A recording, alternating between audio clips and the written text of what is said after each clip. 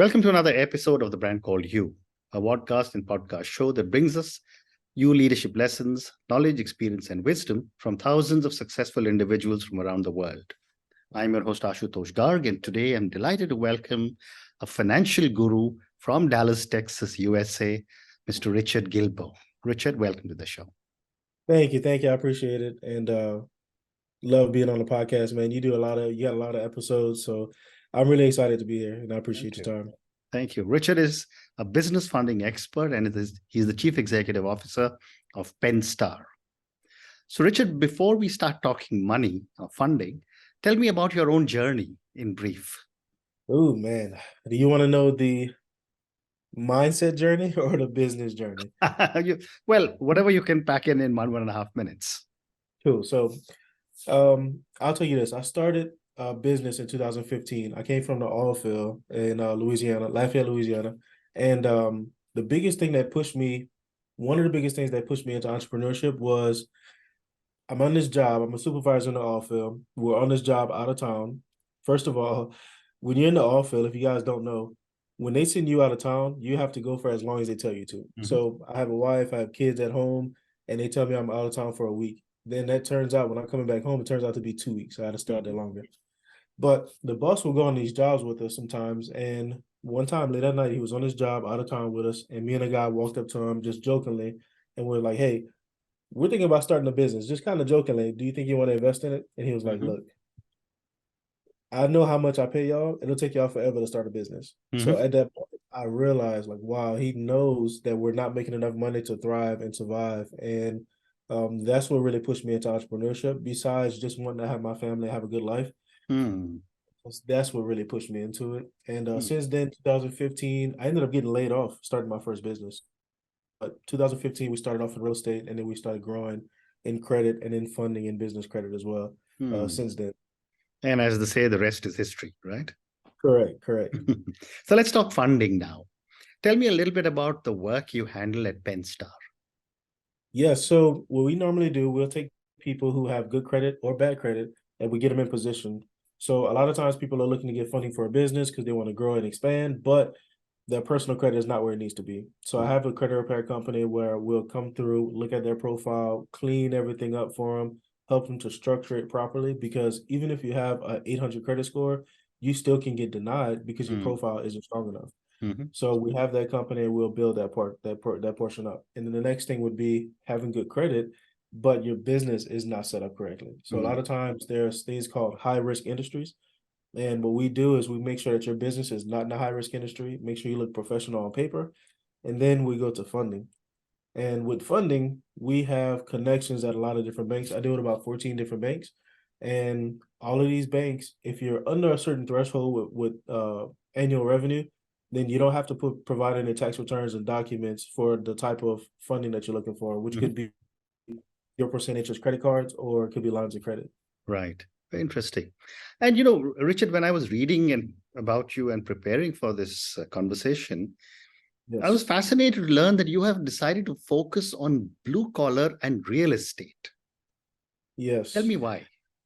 So one of the biggest things, I have a real estate company, and also the overall goal, one of my big goals that we're going to do with the funding and everything that we're doing now takes us to a real estate fund as well. So I try my best to provide everything in-house if I can. If it's not through me and it'll be through partners. The reason why I say that is because we're looking to get into a real estate fund where we're giving all of these people $200,000, but they don't have a place to invest it in. So we'll bring them to invest that money into commercial real estate or trucking company or e-commerce or something like that. So that's pretty much what we do with that model. We pretty much take them, get them some money, help them to invest it as well. Fascinating. And I'm sure you've handled funding for many different types of businesses. Yes. Is there a difference in funding a blue collar business or a real estate business as compared to others? Yes and no. Yes, because a lot of times blue collar, they're not set up correctly, and real estate is a high risk company. It's a high risk industry. Now, you and I both know real estate makes a ton of millionaires, but on paper, when you go to the bank, if you're set up a certain way as a real estate investor, you probably Mm, will not get funding. Or if you mm, do, you won't be able to get the type of funding that you're looking for. okay. So working with them is a little more hands-on because there's a lot of things that they need to fix up to make Mm, sure that they can get the funding. mm, But other companies can just fly by. yeah. Consulting, easier to fund. Um, e-commerce sometimes is easy to fund because they're making a ton of money and they have the Mm, revenue, the paperwork. But blue collar, truckers, real estate, yeah, a lot of times they need a little bit of extra help. So I mm, like to be that extra help. Like I mentioned, in 2015, I got laid off. So, let go. I got let go, mm, and at that time, my credit got horrible, and I was trying to start my first business, but I didn't have the capital to do it, and nobody around me to help. So I decided that was one of the things I decided to do is be the help to help mm, people get further along in life. Because mm, if you're trying to start or grow a business, you need funding to do it. mm, mm. Well said. And you've been speaking about how important it is to be able to get all the books, etc., right. How important is a strong personal credit score when securing business funding? So it's very, very important unless you have a really strong business credit profile. So your personal credit and your business credit are Mm, two separate entities, I guess you mm, can say. You as a person, you have a social security number, which with your social security number, you have a credit profile and credit scores. But if you don't have a social, you also have an EIN number for your mm, business, which is like your business's social. So you can build a business credit profile for your business, just mm, like you can build a credit profile for your personal. mhm, So it's two separate things, but if you don't have good personal credit, you have to have really strong business credit. And a lot of mm, times nowadays, with the way banking is going, you have to have a good personal profile and also a little bit of a business profile as well. mm, Because they mm, want to see that you're responsible and they want to see that your business is responsible too. mm. So they kind of go in hand Yeah, nowadays, but if you yeah. don't have personal, you can still get approved with just business. Mm.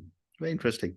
And based on all the work that you've done since you started Pennstar, what are some common mistakes a lot of people make when they're working towards building their own personal credit? So personal credit, a lot of times it sounds weird. It sounds counterintuitive for a lot of people, but you have collections on your credit, or let's say charge off or written off debt, and they want to pay it. Hmm. So I'm not opposed to paying people what you owe them, but if you're looking to clean your credit up, that might not be the best option because when you pay the debt off, a lot of times it updates that it's just been paid off. So Mm, you have a paid off collection on your credit. And when you think about it, when you go to the bank or to a lender and they look at your credit and they see you have a collection that was paid off, mm, them it's going to look like, wow, you had this account, you weren't able to pay it on time, it went mm. all the way into collections, and then you decided to pay it. So Wow. are we the next person? Are we going to be the Mm, next person that you don't pay and it goes into collections and we have to track you down and try to get our money from you? So mm, that's how it looks. It's better to clean it completely off your profile. If you want to pay it, then pay it once it's off or pay it before it's off. But it's better to get it completely removed from your credit. mm. And what are some of the key indicators that a lender will look for when evaluating an application for funding? Well, so on personal credit, when you're looking for business credit cards, they look and see what your personal credit cards look like. What's your Mhm, limits on them, how long you've been having them for. If you can't manage personal credit cards, or if you have very low limits on the personal side, they might not approve you for business credit cards because they can't see that you can manage that type of mm, debt. But if you have $5,000 to $10,000 personal credit cards that right. are a couple of years old, they have a track record and they can see how you've managed those cards over time. So they Mm, don't mind giving you, you have a 5K, 10K credit card on the personal side, they don't mind giving you a 10, 15, 20,000 on the business side because they mm. can see that.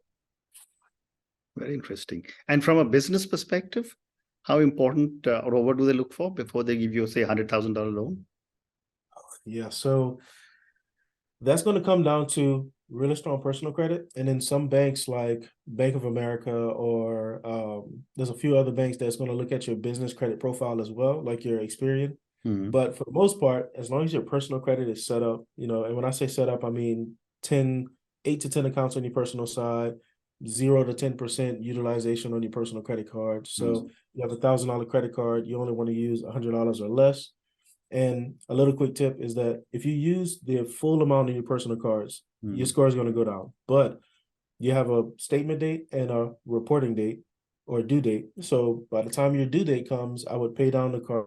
And then when your statement date comes, it's going to show on your credit report what your balance is. Mm. So use the full, so you got $1,000 card, you use the full 1,000, you just want to pay it down before your reporting date. So you can use it as much as you want. As long as you pay it down before it reports, your scores will go back down or stay the same.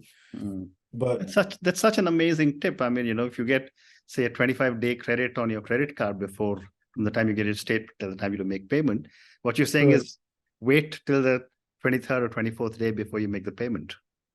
Yeah, if your due date, let's say your due date is the 24th, let's say the 25th, your statement date might be the 28th. So on the due date, you have a minimum payment that's due, but on your statement date, it's going to show up how much you still have on your balance.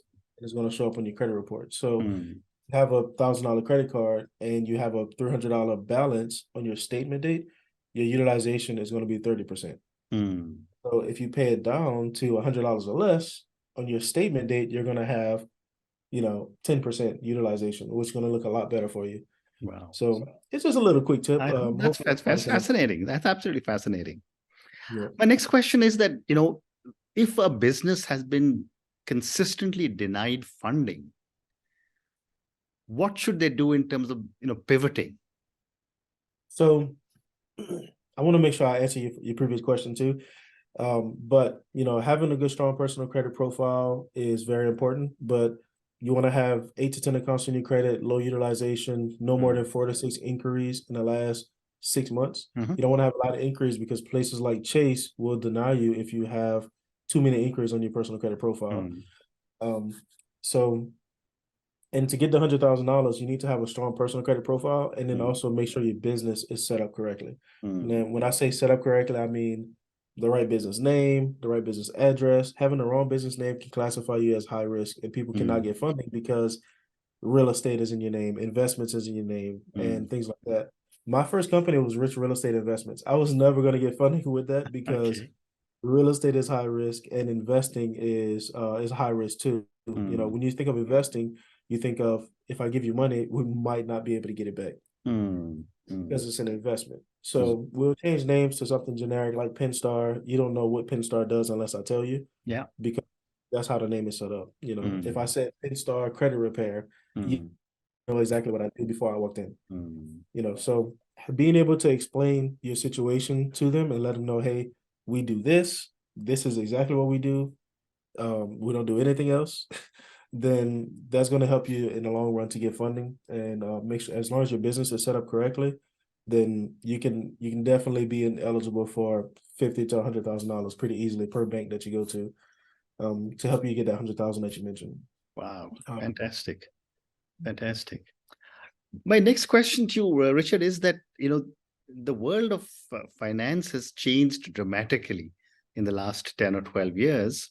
And there are many more institutions now giving money as compared to the traditional banks that I grew up with, and I'm a boomer. Do you recommend working with traditional banks, or are there alternative financial institutions that small businesses can reach out to? So I think it depends on what you have to bring to the table, because everybody's situation is unique. Some people have bad personal credit, but they have really strong cash flow. So there's 4 C's that I really tell people to think about. They have credit, you have collateral, and you have cash flow, and you have courage. So if you don't have the cash flow, then you just have credit. You can get approved with just stated income or projected income with no financial, no bank statements, no tax returns. If you have good, but if you don't have credit, you have to have the cash flow, and the cash flow would be like $5,000 to $10,000 a month at least, and you can get revenue-based financing, which is not going to be the best funding, but you're going to be able to get approved. It's going to be higher interest rates. Payback is not going to be the best, but if you need it to get to where you are to make an extra like 10, 15, 20, $30,000 per month, then I would definitely recommend it, because it was a short term. It's definitely short term. If you don't have credit and collateral, credit and cash flow, you can still have collateral. So it really depends on what you have to bring to the table, because there are a lot of places that will give you funding with just having cash flow. So if you have the credit and you have the cash flow, I would say mid-size and credit unions. Credit unions are a very good place to go to for funding, but mid-sized banks and large banks like Chase is really good for business credit cards. Truist Bank, PNC, Key Bank. There's a lot of mid-sized banks that I consider mid-sized that they go to for funding. But tell me I'm about not a the fourth C, which you said was courage. Yeah, it's courage. So if you don't have credit, cash flow, collateral, you need to have courage. Okay. So yeah, so a lot of times I get a lot of people who talk to me, and me personally, when you do business with me, I want to make sure that I put you in a better position than when you did Yeah. before. So Yeah. a lot of times people come to me and they have these like 10 different things that they want to start doing, but they're not doing anything yet. And I'm like, look, if you were to get funding, how much do you think you need to get to where you need to go? And they're like, I don't know. I'm not sure yet. So that tells me in my mind that you're going to get this money and you're probably going to put yourself in a bad position because you don't have a plan or a step or a strategy to utilize it to grow your business. So a lot of times they think they need money to make money. And I'm like, no, you don't need money. You need courage.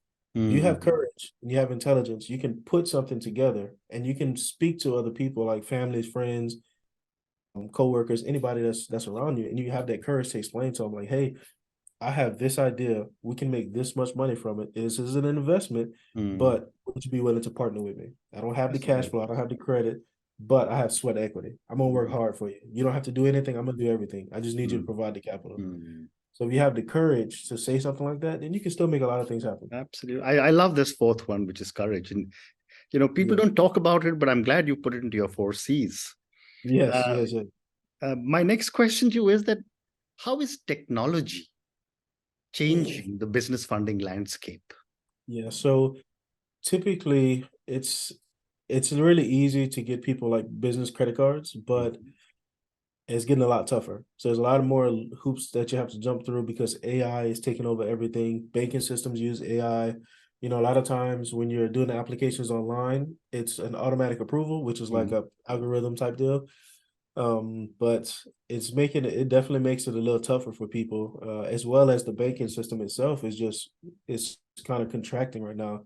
Banks are shutting down and funding is not as easy as it used to be to get, and lines of credit or interest rates are extremely high right now. So it's best to get 0% interest credit cards, but it's technology is definitely making it a little tougher for people to get funding. But at the same time, it's making it easier for them to grow their businesses too. So it's always, I think it's a good side and a bad side to it, because nowadays, you used to need to know a million people, like really, really popular people, to be able to be successful. Now you just have to post videos online.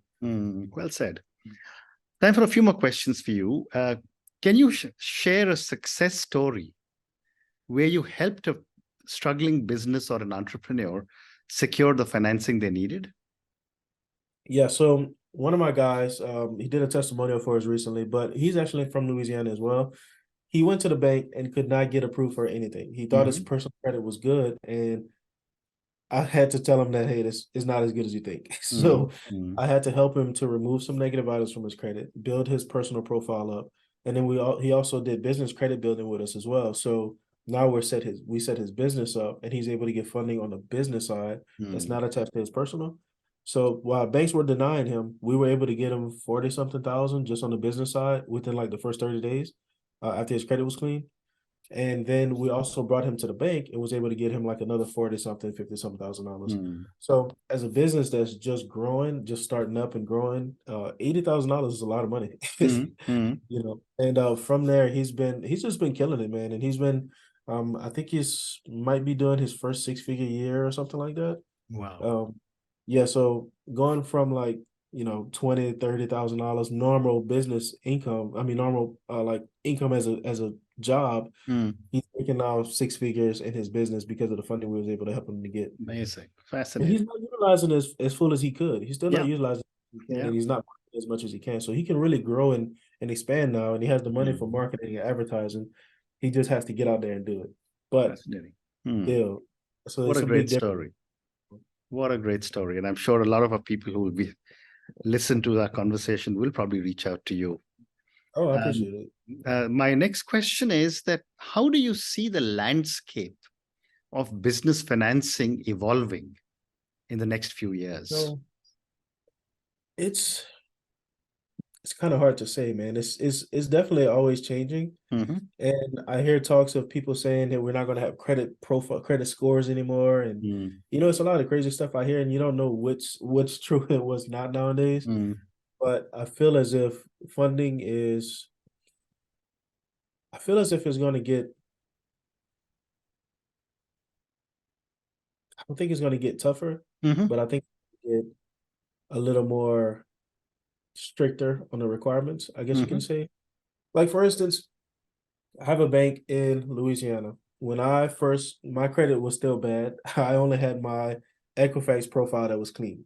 mhm, So I used my Equifax to get access to almost $100,000 for my business. And this bank gave me $60,000. They gave me a $50,000 line of credit and this $10,000 credit card before I even opened an account.